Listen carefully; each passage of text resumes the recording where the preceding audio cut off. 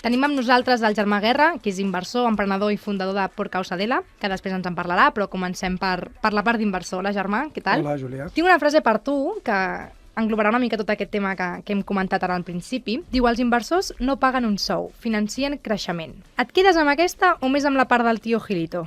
Doncs jo diria, no m'acaba d'entusiasmar cap de les dues massa, però sobretot la primera diu, segons la teoria financera, a mi em feia pensar això, allò de la teoria financera d'aquí, no diu fons de res, sembla la portera del Núñez, no? I la segona, que és més clara, perquè no és tan llarga, que financem creixement, és molt interessant perquè és evident, és a dir, si volem fer una activitat econòmica i pagar sous, doncs això és feina, però que finançar creixement és una coseta una miqueta més enllà, és voler posar uns calés amb alguna proposta d'una activitat empresarial que entenem que es desenvoluparà i que podrà funcionar. És evident que pot funcionar o no funcionar, i si funciona financem creixement i si no funciona hem cremat diners.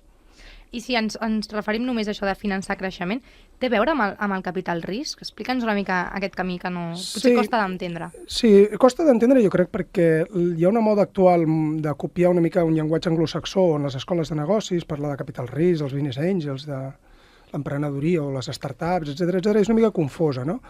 Capital risc vol dir que el capital que poses per invertir en alguna cosa el poses en una modalitat de risc, tan senzill com això. És a dir, si invertim en alguna cosa que no és gaire de risc, doncs és una inversió més o menys tradicional, amb el format que tingui.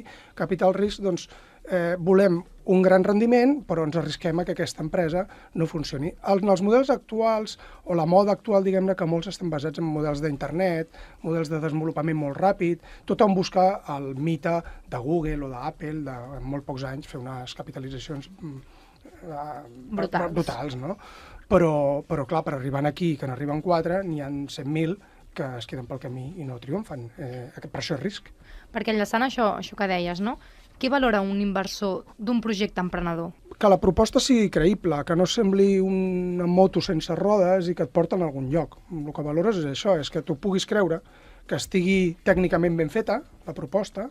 Això, bé, les escoles de negoci sí que serveixen per fer plans de negoci que són consistents, però sobretot que tu t'ho creguis. Perquè sempre hi ha hagut aquest desencaix entre l'inversor i l'emprenedor, que hi ha com molta distància, diguem-ne, i que sembla com una relació molt freda, jo crec que cada vegada menys, però fins ara doncs bastant. Quina relació s'estableix entre aquest emprenedor i aquest inversor? És de soci a soci? Jo crec que hauria de ser-ho sempre, i en tot cas és el més desitjable, perquè l'emprenedor segur que hi posarà tota la il·lusió, perquè hi posa tota l'ànima, normalment forma part d'un projecte vital, i si fracassa, doncs ho provarà en un segon, perquè això és un esperit quasi que un porta dins, si és un emprenedor. I a l'inversor, doncs jo crec que si són intel·ligents totes dues parts, és bo que aprenguin l'un de l'altre, que col·laborin i que ho facin així. No tothom ho fa així. I alguns capital risc o business angels que fan inversions diversificant molt i no tenen temps de mirar-se realment en què inverteixen, doncs potser no estableixen aquesta relació bidireccional, però que si existeix és molt fructífera. Perquè, els inversors volen equips sencers o un model de negoci més tirat en concret? Què volen, una persona, un programador? Què busquen exactament? Jo crec que si l'inversor... Tots els inversors busquen un projecte que se'l cregui, i un projecte que te'l creguis ha d'estar basat en un equip que et doni confiança. Per tant, el que busques és un equip. La idea pot ser més o menys atractiva, però vaja, idees tampoc no en surten com a xurros, està tot més o menys inventat. I per tant, al final el que t'has de creure és un equip que serà capaç de portar això endavant, i per tant compres un equip.